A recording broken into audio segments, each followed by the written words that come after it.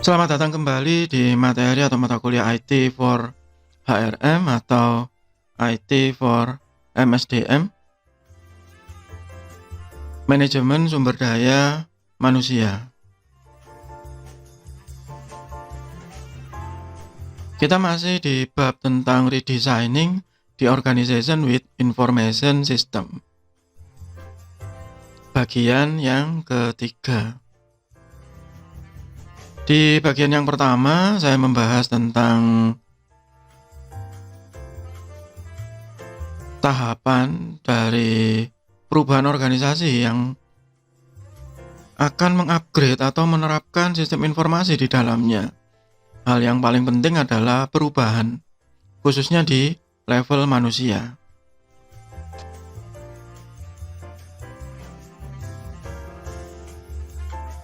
Di bagian kedua, ketiga fase yang sudah dijelaskan di bagian pertama, yaitu preparation dan definition, itu dijelaskan secara lebih detail. Bagi yang belum melihat video bagian pertama dan kedua, silakan dicek ulang di playlist.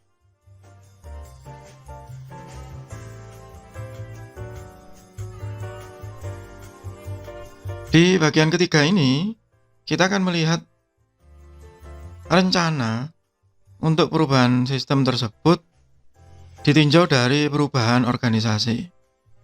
Dari tiap jenis ini sebenarnya ada di beberapa pembahasan mata kuliah yang berbeda-beda, sehingga saya hanya membahas secara sekilas.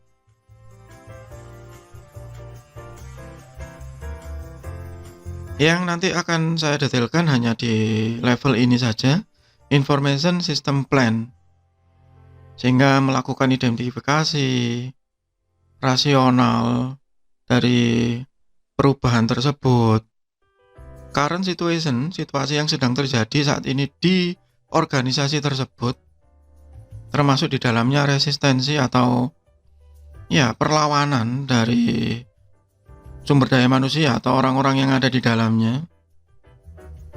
Manajemen strategi dari pihak manajemen, mengapa mereka harus menerapkan sistem informasi? Apakah itu kewajiban? Kewajiban karena peraturan. Kalau misalnya universitas itu, karena itu masuk di dalam poin akreditasi. Atau hanya sekedar supaya lebih terlihat keren begitu organisasinya, tapi sebenarnya mereka belum butuh, belum urgent, atau memang itu untuk competitive advantage, supaya menang dalam persaingan. Nah, ini harus kita lihat di tiap organisasi tersebut.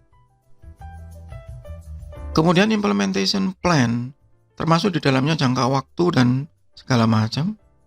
Dan yang biasanya dianggap paling penting adalah budget atau anggaran. Mau yang seperti apa, Pak? Gitu. Mau yang mahal atau mau yang murah? Sanggup membeli perangkat keras yang seperti apa untuk mendukung sistem ini? Itu yang pertama, Information System Plan. Biasanya ini organisasi atau perusahaan yang menerapkan sistemnya dengan cara nyicil satu persatu.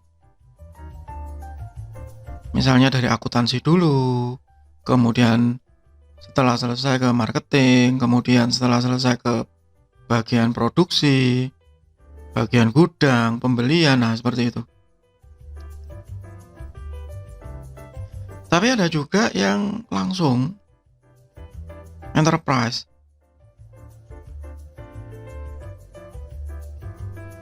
Jadi langsung satu paket besar. Examine the entire organization in terms of organizational unit, function, process, and data element. Sebenarnya meskipun nyicil itu tetap juga kita bisa melakukan enterprise analysis. Tetapi banyak teman-teman di bidang IT, sistem analis merasa rugi, Bang, ngapain? Mereka bayarnya cicil, kita analisisnya cicil. Kebanyakan begitu. help identify the key entities and attribute in the organization data. Kalau memang mengerjakan langsung secara keseluruhan, ya kita harus tahu mana yang menjadi kunci pokok dari organisasi tersebut, mana elemen utamanya, mana jantung dari organisasi atau perusahaan tersebut, siapa yang menjadi ujung tombaknya. Atau kebalik, mana unit atau departemen yang paling rawan untuk dimanipulasi, sehingga itu yang harus dikerjakan terlebih dahulu. Ada juga yang kemudian membeli sistem jadi begitu ya, dan langsung begitu tiba-tiba diimplementasikan tanpa berpikir tentang enterprise analysis. Nah, itu yang seringkali menjadi bumerang. Bukannya sukses tapi malah buang-buang uang, buang-buang tenaga, dan buang-buang waktu.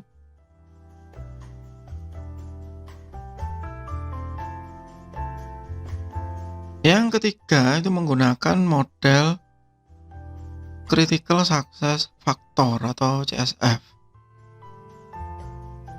CSF ini melihatnya secara makro seperti yang saya sebut sebelumnya dan menentukan mana yang menjadi kunci suksesnya. Operational goal set by the industry, the firm, the manager. Ya, jadi setelah menentukan, menganalisis, oh ini ya elemen utamanya, maka pihak manajerial harus sepakat. And the broader environment that are believed to assure the success of an organization. Jadi itu tadi kunci suksesnya di mana? Mana yang menjadi ujung tombaknya? Mana faktor kritisnya? Critical Success Factor. Ya, CSF ini ada di bahasan yang berbeda ya, bukan di mata kuliah ini.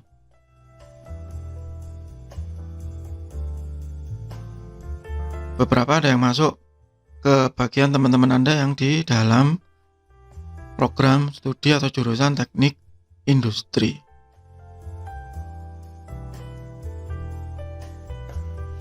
Kemudian ditentukan workflow manajemennya. Workflow management itu adalah proses of streamlining business procedure so that document can move easily and efficiently from one location to another. Jadi biasanya workflow management ini lebih banyak fokus ke dokumen.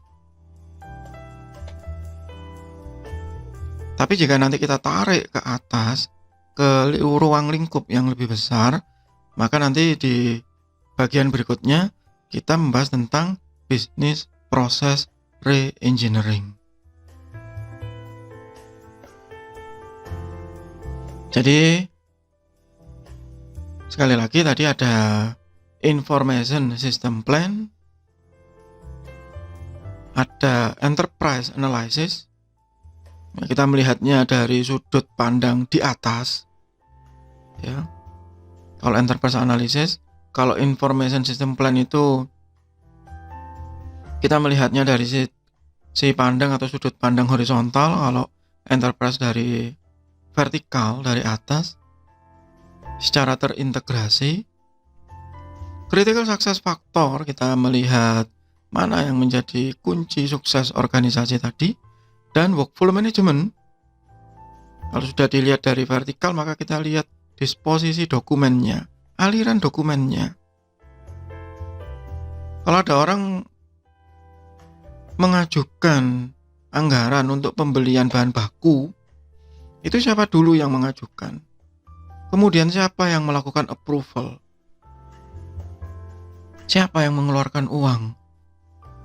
Kalau barang itu sudah datang, siapa yang menerima? Kemudian siapa yang menyetujui bahwa barang yang diterima itu sudah sesuai dengan apa yang dipesan? Kalau sudah disetujui, sudah sesuai dengan apa yang dipesan, ditaruh mana? Ditaruh gudang. Setelah ditaruh gudang, dikeluarkan ke siapa? Siapa yang berhak melakukan approval pengeluaran tadi? Kalau itu manufaktur, sampai ke produksi, apa yang harus dilakukan berikutnya, berapa banyak yang bisa dikeluarkan. Nah, itu workflow management. Nah, semua itu tadi harus diterjemahkan ke dalam sistem informasi. Dan itu akan merubah segalanya.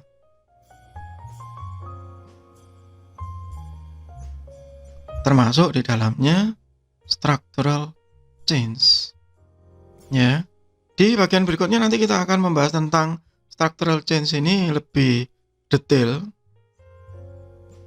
Hingga pada akhirnya nanti akan mencapai ke sebuah tahapan yang dianggap paling sukses, dianggap paling tinggi, yaitu pergeseran sudut pandang atau paradigma shift. Karena pada saat organisasi sudah mengalami paradigma shift,